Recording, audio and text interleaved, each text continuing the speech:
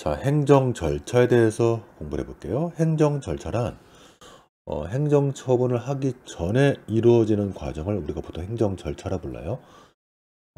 특히 이제 대표적으로 우리가 이제 운전면허 취소 같은 불이익한 처분을 받는다 했을 때 우리가 예를 들어서 여러분들이 바로 그냥 면허 취소 처분을 받는 게 아니거든요.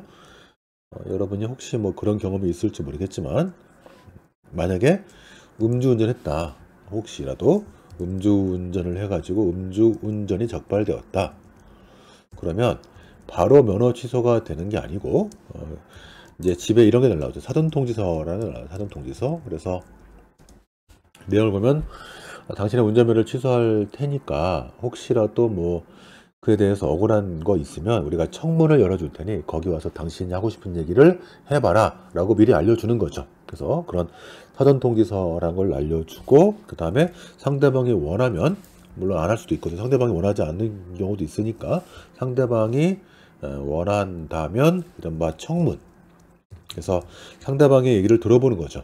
상대방이 나 이렇게 억울하다, 나 그거 뭐 운전면허 취소를 당할 만큼 내가 음주운전 한 적 없다, 이런 식으로 이제 뭔가 자신의 억울한 부분들이 있으면 뭐 호소하겠죠. 그런 것들을 청문이라는 걸 통해서 상대방의 얘기를 들어보고, 그래도 뭐 별 얘기가 없다면 그 다음에 이제 운전면허 취소나 정지 뭐 이런 것들을 한다 만다 하는 거란 말이죠. 이렇게 취소할 때 이제 그 처분의 이유를 제시하죠. 내가 이런 처분을 왜 하는지. 그래서 그 이유는 뭐 예를 들면 음주운전이다, 이런 식으로 처분하죠. 요게 여기까지. 그래서 우리가 이제 여기가 센터.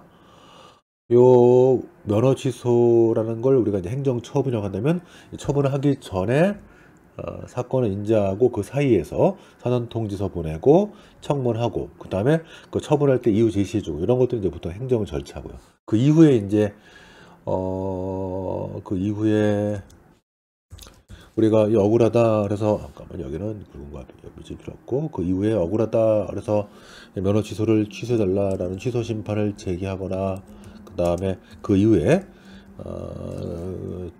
면허 취소 심판을 통해서 취소를 받지 못해서 법원에 취소 소송을 제기하거나, 요 뒷부분.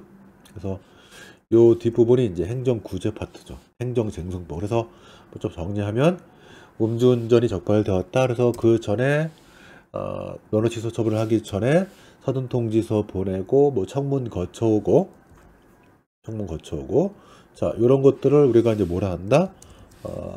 행정 절차라 하고, 처분이 나온 이후에 불복하는 취지에서 취소 심판을 제기하거나 또는 그 다음에 취소 소송 제기하거나, 이런 것들을 행정구제, 특히 이제 그 중에서 행정쟁송이라고 부르죠. 이렇게 하는 거죠. 그래서 이런 운전면허 취소라는 처분을 중심으로 해서 그 전 단계에서 이루어지는 우리 과정을 우리가 행정 절차라고 부른다. 다만 이제 면허 취소할 때 그 이유를 제시하는데, 이유 제시까지도 넓은 의미에서 행정 절차라고 볼 수 있을 거고요. 자, 그럼 한번 보도록 합시다. 행정 절차라 하면 행정청이 행정작용할 때 거쳐오는 일련의 절차를 말한다. 그 취지를 한번 설명해 드렸고, 자, 내려와서 행정절차법에 가면 이제 가장 대표적인 내용으로 우리는 지금 세 가지를 한번 공부해 볼게요. 21조 사전통지, 그 다음에 22조의 청문, 그 다음에 23조의 이유제시를 하나씩 배워봅시다. 먼저 21조의 처분의 사전통지. 행정청은 당사자에게 의무를 과하거나 권익을 제한하는 처분. 모든 행정처분이 아니고 상대방에게 의무를 과하거나 권익을 제한하는 처분. 이른바 불이익을 가하는 불이익한 처분을 할 때 이런 것들을 알려라. 뭘 알리느냐? 처분을 할 제목, 처분의 제목, 당사자 이름 같은 것들, 그 다음에 처분을 하게 된 그 원인되는 사실, 뭐 음주운전이면 음주운전 사실, 그 다음에 그 처분의 내용, 운전면허 취소, 그 법적 근거, 뭐 도로교통법 몇 조 위반, 이런 것들을 알려주고, 가장 핵심, 당신이 이 처분에 대해서 불만이 있어서 의견을 제출한다면 의견을 제출할 수 있다는 것을 알려주고, 그때 의견 제출 기간의 명칭이라든가 제출 기한, 이런 것들을 알려주죠. 즉 의견 제출을 하기 위해서 그걸 도와주는 제도가 사전통지예요. 자, 이렇게 생각하시면 좋겠고요.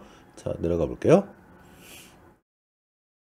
사전통지, 처분을 하기 전에 상대방 등에게 처분의 내용, 그 다음에 의견 제출, 즉 청문회 어떤 일시, 장소 등을 알려주는 행위를 말한다. 그래서 우리 네 번째 우리 행정절차법 21조는 의무를 과하거나 권익을 제한하는 처분할 때 사전통지를 하도록 하고 있고, 중요한 것은 거부 처분은 권익을 제한하는 게 아니고, 이거는 안 주는 거죠. 애초부터 준 권익을 뺏는 게 아니고, 애초부터 권익을 이거는 제한하는 게 아니란 말이죠. 자, 우리가 판례가 말하는 권익을 제한하는 것은 줬다 뺏는 거, 즉 운전면허 취소, 뭐 면허 정지, 과징금 부과 처분, 이렇게 애초부터 과징금 부과 의무를 부과는 뭐 의무 부과, 그 다음에 운전할 수 있는 권익을 제한하는 면허 취소, 정지, 이런 것들이 권익을 제한하는 처분이고, 거부 처분은 그냥 거부 당한 거니까 뭐 그 자체는 권익을 제한하는 게 아니에요. 그래서 판례에 따르면 거부 처분은 뭐 주었던 권익을 뺏는 게 아니니까 권익을 제한하는 게 아니라서 거부 처분은 사전통지를 할 필요가 없다. 물론 이에 대해서 학설상 이견이 있지만 일단 우리 판례는 거부 처분은 권익을 제한하는 처분이 아니다 라고 봐요. 그래서 이 부분도 한번 정리하면, 거부 처분은 권익을 제한하는 처분이 아니니까 사전통지 대상이 아니다. 이거는 또 적어 놓을게요. 일단 그 다음에 자, 두 번째 의견 청취, 상대방의 얘기를 들어보는 거죠. 면허 취소라는 처분을 하기 전에 상대방이 억울한 거 있으면 그거 풀어보라고 얘기를 들어보는 게 의견 청취에서는 일단 약식, 간단하게 하는 의견 제출과 정식으로 하는 청문과 공청회 합쳐서 의견 청취 절차예요. 그래서 의견 제출, 청문, 공청회 합쳐서 의견 청취 절차. 자, 행정절차법 2조에 청문의 정의가 있고 공청회 정의가 있고 의견 제출 정의가 있는데 한번 들어볼게요. 청문, 어떠한 처분을 하기 전에 상대방의 의견을 듣고 증거를 조사하는 절차를 말한다.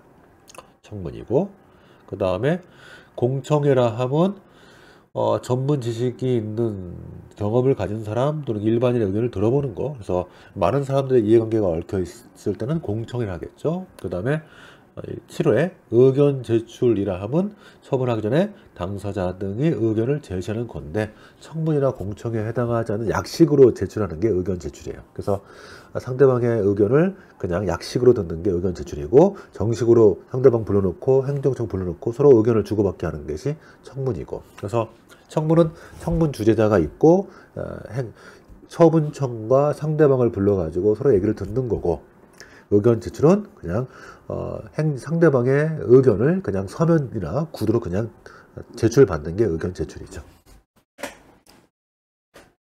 자, 내려가 볼게요. 그 다음에 22조 의견 청취. 자, 22조 1항 행정청이 처분할 때는 다음 각호의 어느 하나에 해당하는 경우에 청문을 한다. 청문. 그래서 다른 법에서 청문을 하라고 규정한 경우, 행정청이 필요하다고 인정하는 경우, 또는 인허가 등의 취소, 신분 자격 박탈, 법인 조합 등의 설립 허가 등의 취소 등의 경우는 청문을 해야 된다. 그 다음에 2항 다음 각호에 해당할 때는 공청회를 한다. 그래서 다른 법에서 공청회 하라고 하고 있거나 광범위하게 의견을 수렴할 필요가 있다고 인정되는 경우, 또는 국민생활에 큰 영향을 미치는 처분 등이 있을 때, 즉 하여튼 여러 사람들의 의견이 필요할 때 공청회를 하죠. 그 다음에 3항 의무를 과하거나 권익을 제한하는 처분을 하는데, 1항 청문을 하지 않거나 2항 공청회를 하지 않을 때는 의견 제출의 기회를 주라. 그래서 최소한 의견 제출의 기회, 간이 청문으로서의 의견 제출의 기회를 주라는 얘기죠. 그래서 정식 청문이 1항 청문이고, 간이 청문, 가볍게 의견 듣는 게 의견 제출이고, 이렇게 되어 있어요. 자, 1번 청문. 처분을 하기 전에 당사자 등의 의견을 듣는 거고, 청문할 때는 청문 주재자가 있고, 그 다음에 아까 말씀드린 것처럼 처분의 상대방, 처분청 이렇게 모여가지고 처분 상대방과 처분청이 서로 자기의 의견을 주고받고 그것을 청문 주재자가 듣고 누구 말이 뭐 타당한지를 판단하는 게 이제 청문이죠. 청문. 자, 어떤 경우 하는지를 아까 봤었고요. 그 다음에 청문 절차를 누락한 처분은 취소 사유가 있는 처분으로서 취소할 수 있다. 그 다음에 공청회, 많은 사람들의 의견을 들을 때 공청회 하고, 그 다음에 마지막으로 의견 제출, 의무를 과하거나 권익을 제한한 처분을 하는데 청문을 하지 않거나 공청회 하지 않을 때 약식으로서 상대방의 의견을 듣는 거죠. 의견 제출까지 받고, 자, 그 다음에 노마트 3번에 처분의 이유 제시. 자, 처분할 때 이유를 제시하도록 하고 있거든요. 처분의 이유 제시. 자, 처분할 때 그 근거 법규와 이유를 제시하도록 하고 있다. 이유 제시라고 한다. 그래서 처분할 때 그 이유를 알려주는 거고, 이유 제시의 경우에는 특히 중요한 게 거기 92페이지 의무를 과하거나 권익을 제한하는 처분뿐만 아니고 거부 처분도 한다서 거부 처분의 경우에 사전 통지를 할 필요는 없지만 이유는 제시된다. 이유 제시의 대상이 된다. 이거 하나 정리해 놓고, 자, 올라가 보면 이유 제시 관련해서 처분할 때 1, 2, 3, 5 세 가지 제외하고는 그 근거와 이유를 제시한다. 법적 근거와 이유를 제시한다 라고 되어 있거든요. 자, 그러면서 92페이지 가면 이유 제시 정도가 문제가 되는데 판례는 상대방이 처분의 근거와 이유를 알기 쉬운 거부 처분의 경우는 이유 제시의 정도가 완화되어 있다. 왜냐하면 상대방은 거부 처분이라는 것은 내가 그 전에 내가 신청하는 거니까, 뭘 달라고 신청하는 거니까, 내가 뭘 달라고 신청할 때 그 처분의 필연, 내가 원하는 처분을 받기 위한 요건이 무엇이고 관련 규정이 무엇이고 다 알고 있단 말이죠. 따라서 내가 무엇이 부족해서 거부가 되는지 보통 알기 쉬워요. 따라서 거부 처분할 때는 처분청이 그 근거와 이유를 자세하게 알릴 필요 없이 그냥 뭐가 부족하다 가볍게 알려주면 되지만, 상대방의 권리를 제한하거나 의무를 부과하는 침입적 처분할 때는 아주 구체적이고 상세하게 이유를 제시하라라는 게 판례예요. 다만 침입적 처분이라 할지라도 상대방이 나중에 행정심판이나 행정소송 같은 불복 구제 절차로 나가는데 별 불편함이 없다면 이유 제시가 조금 부족해도 상관없다라는 게 판례고요. 만약에 이유 제시가 없거나 불충분하면 그 처분 역시 취소할 수 있는 것이다. 그래서 이유 제시까지 포함해서 이제 우리가 쭉 살펴봤는데, 우리 판례에 따르면 결국 자, 사전 통지 의무를 만약에 이행하지 않았다. 사전 통지 의무를 만약에 이행하지 않았다. 불이행하게 되면 취소 사유 인처분이다. 그 다음에 뭐 의견 청취를 하지 않고 처분했다. 의견 청취 의무를 역시 불이행했다. 그러면 역시 취소 사유. 그 다음에 사유. 그 다음에 이 이유 제시를 이유 제시 의무를 제대로 하지 못했다. 역시 이것도 취소 사유. 이렇게 보고 있고, 다만 처분할 때는 문서로 하라는 게 행정절차법 24조거든요. 문서주의, 이건 이유 제시고요.